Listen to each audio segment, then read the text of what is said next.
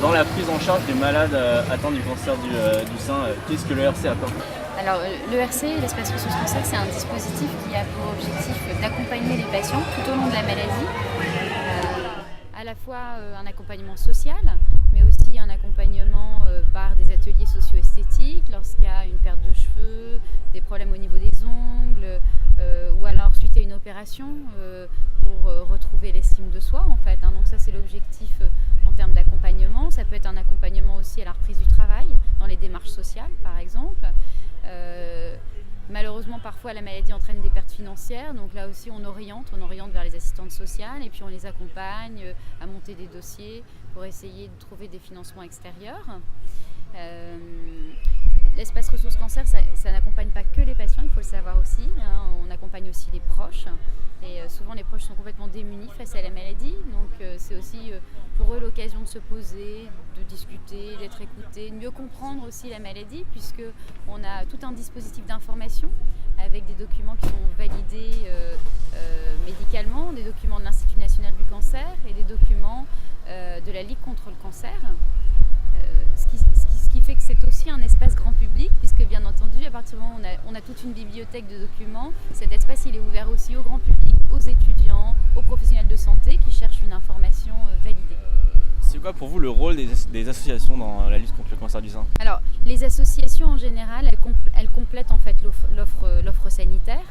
Elles sont souvent constituées d'anciennes patientes et donc je dirais qu'elles ont vécu les étapes de la maladie et très souvent elles ont plus une relation amicale avec les patientes, alors que nous on a plus un rôle pas de soignant mais un rôle extérieur en fait. Elles sont vraiment indispensables, notamment dans le retour à une vie sociale après le cancer, parce que très souvent après les traitements on dit aux femmes bah voilà, vous êtes guéries, c'est terminé, au revoir, on vous reverra pour votre prochain suivi, et elles se sentent souvent très seules. Donc ces associations permettent de faire le relais en fait, et surtout d'appréhender la vie différemment, de retrouver un équilibre en fait qu'on a souvent perdu après la maladie. Dans la lutte contre le cancer du sein, pensez-vous qu'il y a des axes qui restent à développer dans le domaine de la prévention ou du dépistage par exemple? Alors dans le domaine de la prévention et du dépistage, je dirais que c'est un domaine qui est quand même assez évolué, dans le sens où on a des structures qui sont dédiées au dépistage et à la prévention, on a des campagnes de prévention et de dépistage, et je m'en félicite.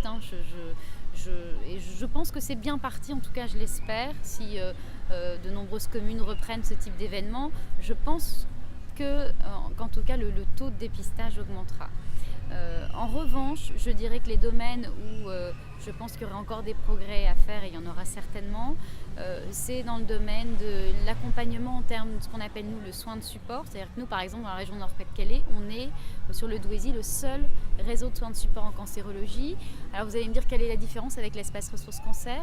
Le réseau de soins de support en cancérologie, il accompagne des patients beaucoup plus complexes en sortie d'hospitalisation, des patients qui souvent sont isolés, perte d'autonomie liée souvent à leur pathologie, aux chirurgies qu'ils ont subies, et donc on fait le lien avec le médecin traitant pour permettre à ces personnes de rester à domicile dans de bonnes conditions, ce qui permet aussi d'éviter par exemple dans certains cas que les patients se retrouvent lors de leur nouvelle chimiothérapie avec de la température et qu'il faille reculer en fait les chimiothérapies, ou alors ils sont dénutris parce que ils n'ont pas mangé pendant 15 jours et donc on recule la chimiothérapie. Donc l'idée c'est de pouvoir les accompagner à domicile avec le médecin traitant. Donc je pense que dans ce domaine-là, il y a des besoins et ce serait bon qu'on puisse les développer.